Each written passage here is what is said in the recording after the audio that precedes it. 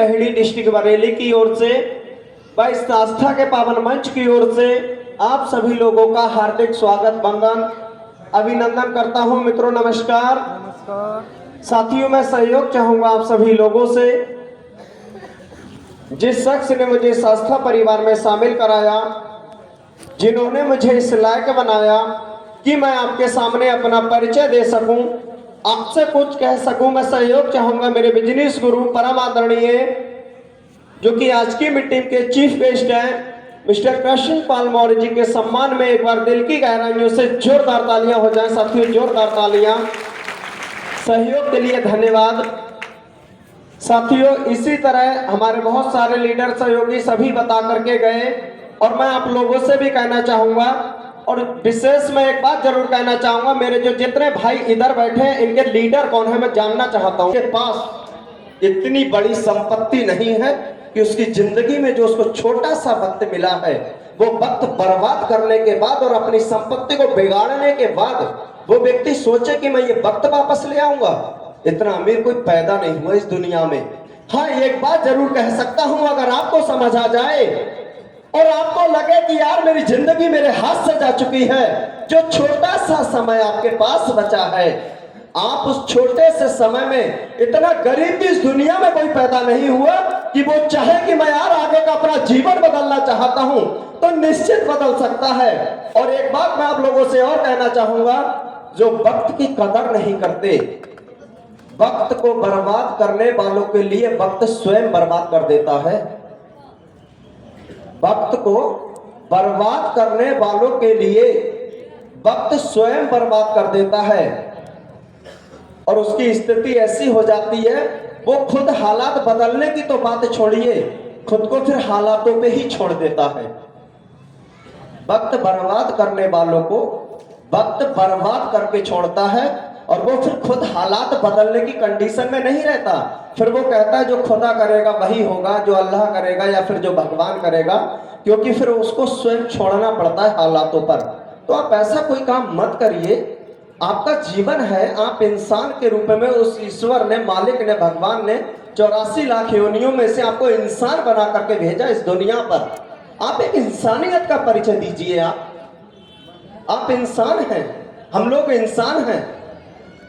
वो ईश्वर चाहता, मालिक चाहता, घोड़ा, गधा, कुत्ता, बिल्ली कुछ और बना सकता था, और फिर जो हमको कोई सिखाता, किसी बंदर को कोई भी कोई कला सिखाते वो वही करता है, एक हाथी को कोई खेल सिखाते वही करता है, एक शेर के लिए कोई कुछ भी सिखाते वो वही करता है। वो दूसरी जाति के हैं, वो अन्य जातियों के जीव हैं। अरे हम तो इंसान है यार। और एक बात मैं आप लोगों को और कहना चाहूंगा, पुरानी हिंदी मूवी सभी ने देखी होंगी, लगभग सभी लोगों ने देखी होंगी पुरानी फिल्में। उन पुरानी फिल्मों में आपने देखा होगा, किसी व्यक्ति के गोली लगी, चाहे वो विलन हो सकता है या फिर हीरो हो सकता है, और गोली लगने के बाद उस व्यक्ति को उठा करके उसके कुछ सहयोगी हॉस्पिटल ले गए। ले जाने के बाद में हॉस्पिटल में ऑपरेशन थिएटर में उस पेशेंट को ले जाया गया, और जाने के बाद में 2 मिनट के बाद डॉक्टर बाहर निकल करके आता है, और डॉक्टर बोलता है सॉरी। डॉक्टर ने बोला कि सॉरी। उसके आगे फिर एक लाइन और बोलता है, अगर आप इसे समय पर ले आते, अगर आप इसे वक्त पर ले आते तो हम इसे जरूर बचा लेते। बोलता है या नहीं बोलता डॉक्टर? देखा होगा फिल्मों में, गोली लगी, हॉस्पिटल लेके गए, ऑपरेशन थिएटर में चला गया वो पेशेंट, और 1 मिनट के बाद डॉक्टर वापस आया और वो बोला सॉरी, अगर आप इसे वक्त पर ले आते तो हम इसे जरूर बचा लेते। तो मेरा आप लोगों से सवाल है, फिर उस व्यक्ति को गोली ने मारा या फिर वक्त ने मारा? मेरा सवाल है आप लोगों से, उस व्यक्ति को गोली ने मारा या फिर वक्त ने मारा? अगर गोली ने मारा होता तो फिर डॉक्टर ये बात बोलता नहीं, क्योंकि गोली तो पहले भी लगी है ना उसके। वक्त ने मार दिया उसको। अगर वक्त से वो पहुंच जाता तो शायद डॉक्टर जान बचा सकता था। तो इसीलिए हम सारे लोग बहुत कुछ देखते हैं, बहुत कुछ समझते हैं, लेकिन हम लोग समझना नहीं चाहते। हर जगह मनोरंजन, हर जगह मनोरंजन। ऐसा मत करिए, आप जिंदगी को सीरियस होकर जिए। ये इतनी सस्ती, इतनी आसान नहीं है। और ये जिंदगी आपकी कितनी महंगी है मैं बताऊं, जिसके बच्चे हों उसको जरूर मालूम होगा। जिसका कोई बेटा हो या फिर बेटी हो और ईश्वर ना करे, खुदा ना करे, वो ऐसा कोई सीरियस हो गया हो, हॉस्पिटलाइज हो और डॉक्टर ने बोल दिया हो कि आप साइन कर दीजिए, आप साइन कर दीजिए, तो और वो बच्चा बच जाए, बच जाने के बाद वो बच्चा घर आ जाए, 5-7 साल की उसकी उम्र रही हो, और वही बच्चा जब 20 साल का हो जाए और वो शैतानी करे, नशा पानी करना शुरू कर दे, तो उस बाप के कलेजे से पूछिए फिर उसकी जिंदगी कितनी महंगी थी। क्या उस बेटे को मालूम है? अरे मालूम है उस बेटे को कि उसकी जिंदगी बचाई कैसे गई है? डॉक्टर ने साइन करा लिए हैं फाइल पर, है उसको मालूम? उसको नहीं मालूम। वो बर्बाद करता है अपनी जिंदगी को। उस बाप से पूछिए, उसकी कीमत वो बताएगा। ऐसे ही मैं आपसे कहना चाहता हूं, मेरी जिंदगी कितनी कीमती है ये मुझे नहीं मालूम, ये तो मेरे बाप को पता होगा ना, उन्होंने कैसे करके मुझे पाला है, किन परिस्थितियों में पाला है। क्योंकि मैं आपको 1 मिनट की बात और कहूंगा, मेरे लगभग 7 वर्ष हो गए मेरी मैरिज को, 8वां वर्ष चल रहा है। 7 वर्ष बाद मेरे बेटा हुआ। एक बेटा है मेरे पास, अभी लगभग 14-15 महीने का हुआ है। 7 वर्ष के बाद हुआ, आप अंदाजा लगा सकते हैं। और वो हॉस्पिटलाइज हो गया। पिछले 15 दिन लगातार, पिछली दीपावली हॉस्पिटल में था मैं। और डॉक्टर ने वही बात जो मैं बता रहा हूँ ना, साइन करा लिए। साइन कराने के बाद आप सोचिए हालात क्या गुजर रहे होंगे मेरे ऊपर। और मुझे लग रहा है यार कोई ऐसा आदमी मिल जाए जो इसको कोई ऐसी छड़ी लगा दे और ये कह दे ये ठीक हो जाएगा। सोचिए, तो जिस दिन वो बड़ा होगा क्या उसको मालूम है उसकी जिंदगी कितनी कीमती है? उसको नहीं मालूम होगा, ये मुझे मालूम है। तो उस दिन मुझे अपने पापा की याद आ रहा है। विश्वास करिएगा आंसू आ रहा है मुझे। मैंने कहा यार आज तक मैंने कभी बाप को देखा नहीं इस तरह से।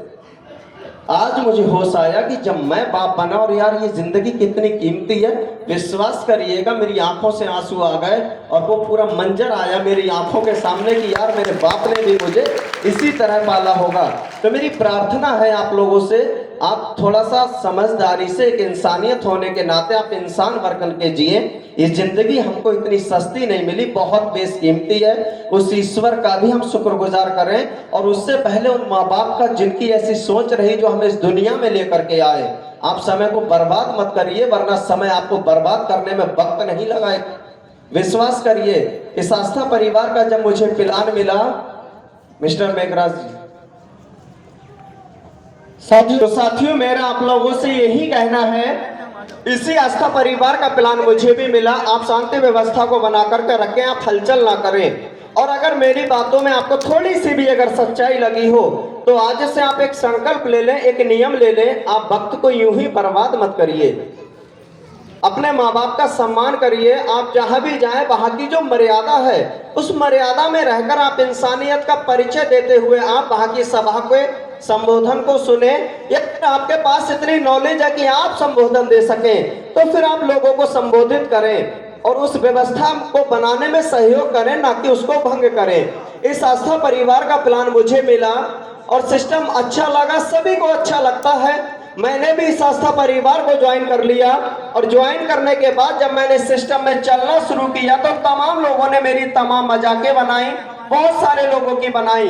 और एक बात याद रखिएगा, अगर कोई भी व्यक्ति, आप दुनिया के किसी भी कार्यों को करते हैं लेकिन अगर आपकी मजाक नहीं बन रही है तो आप विश्वास करिए आप कोई बड़ा काम नहीं कर रहे हैं, आप औसत ही काम कर रहे हैं, जो कि लोगों का दिमाग एक्सेप्ट कर रहा है कि ये हो सकता है।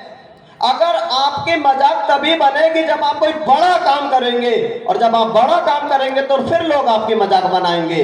अगर आपकी मजाकें बन रही हैं तो आप सही रास्ते पर हैं, आप कामयाबी के रास्ते पर हैं। लोगों ने बहुत सारी बातें कहना शुरू की कि आपको कभी 1 लाख का चेक नहीं मिलेगा, बड़ा चेक नहीं मिलेगा। लगातार मैं चलता रहा अपने बिजनेस गुरु के आशीर्वाद से, और इस सिस्टम के माध्यम से मैं भी सिल्वर स्टार बन करके आया।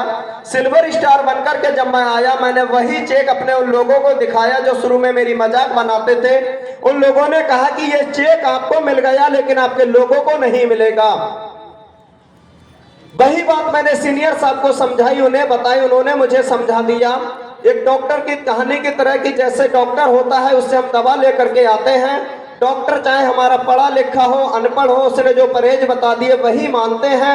उसी की मानने से हम दवा खाते हैं। हमारे घर में कोई कितना भी पढ़ा लिखा हो, हम उसकी बात कभी नहीं मानते, हम डॉक्टर की मानते हैं डॉक्टर से दवा लाने के बाद।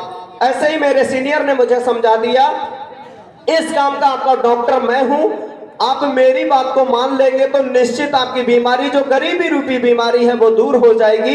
आप लोगों की मानेंगे तो फिर लोग जो कह रहे हैं वो होगा, आप मेरी मानेंगे तो फिर वो होगा जो मैं कह रहा हूं। अपने बिजनेस गुरु की बात को मान लिया और मैंने उन्हें बताया कि सर लोग कह रहे हैं आपको मिल गया लेकिन आपके लोगों को नहीं मिलेगा। तो मेरे सीनियर ने मुझे समझाया कि आपकी टीम में जो लोग हैं, आप उन लोगों में से लोगों को छांट लें कि जो आपकी बात का सम्मान करते हैं, आपकी बात को मानते हैं, आप उनके साथ में लगकर उनको ये 1 लाख रुपए वाला चेक, 1,20,000 का जो चेक है यार, वो दिलवाना शुरू कर दीजिए। मैंने वही चेक लोगों को दिलवाना शुरू किया।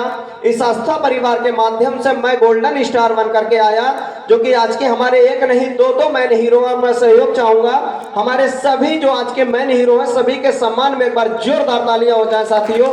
वो चेक मेरा आया, वही चेक मैंने जब लोगों को दिखाया तो लोगों ने कहा कि ये चेक आपको तुक्के से मिल गया होगा, लेकिन जिस आप कार की उम्मीद लेकर के जिस काम को कर रहे हैं, जिस सीनियर से, क्योंकि जो गोल्डन स्टार या सिल्वर स्टार होंगे, आपका कोई ना कोई डायमंड होगा, वो डायमंड आपके घर मिलने जाता होगा, और जब वो मिलने जाता होगा तो कार जेब में रख के तो ले नहीं जा सकता, वो गली में ही खड़ी करता होगा।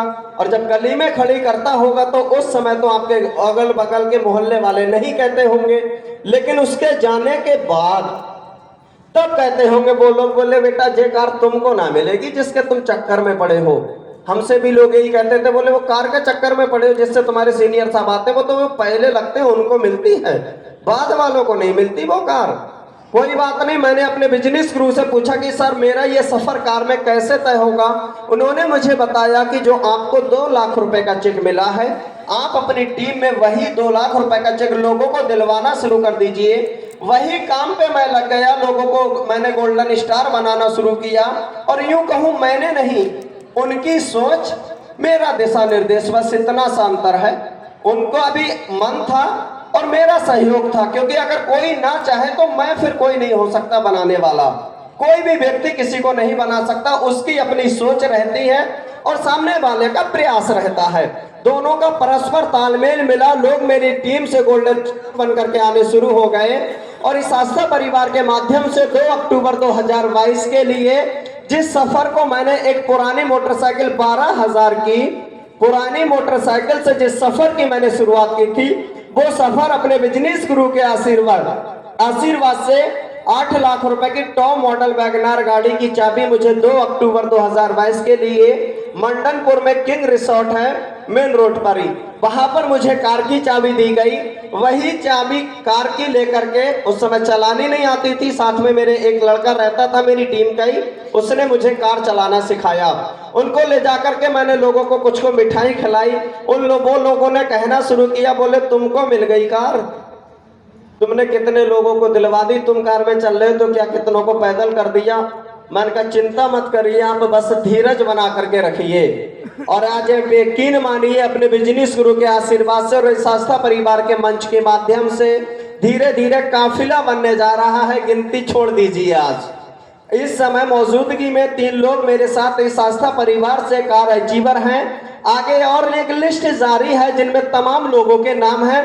आज वो सारे लोग इस अपने बिजनेस गुरु के आशीर्वाद से और इस आस्था परिवार के मंच के माध्यम से लगातार तरक्की को छू रहे हैं। जो लोग कहते थे कंपनी भाग जाएगी, आपके सीनियर भाग जाएंगे, ये हो जाएगा, वो हो जाएगा, यकीन मानिए वो जिस जगह थे आज भी वही जगह हैं। और उन लोगों से कभी कभी मेरा गांव मिलने जाना होता है, और वो लोग कहते हैं यार कर तो ले, लेकिन आज हम बहुत पीछे रह गए। अब उन लोगों का दिल करता है आज मेरी तरक्की को देख करके, मेरे बिजनेस गुरु के आशीर्वाद को देख करके और इस सिस्टम के मंच के माध्यम से इस सिस्टम की पावर को देख के उनका दिल करता है कि कर ले।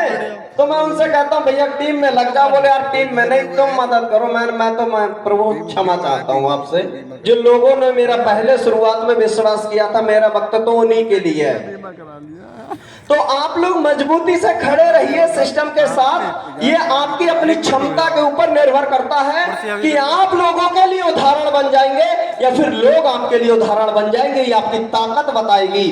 अगर मैंने उन लोगों की